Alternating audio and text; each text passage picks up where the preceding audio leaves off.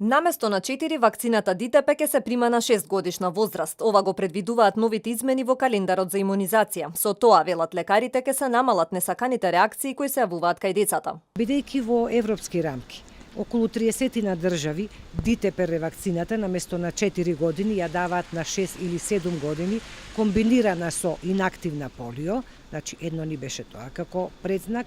Второ, Светска здравствена организација вели да почнеме со имплементација наместо орална полио вакцина, инактивна полио вакцина, и затоа одлучивме наместо на 4 години ДТП децата да ја примаат на 6 години, како комбинирана ДТП ацелуларна со инактивна полио вакцина.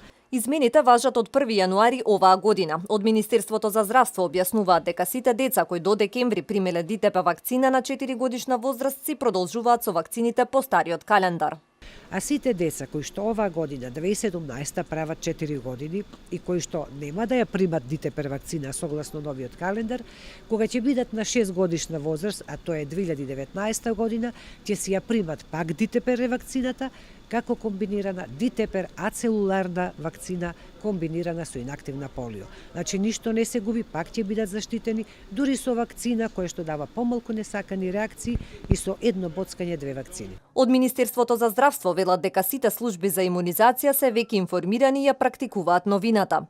Антикампањите за вакцинација изминативе 2 години влијаја на намалување на бројката на вакцинирани деца и во Македонија. Сепак, најновите статистики во 2016 покажуваат зголемување на опфатот со имунизација.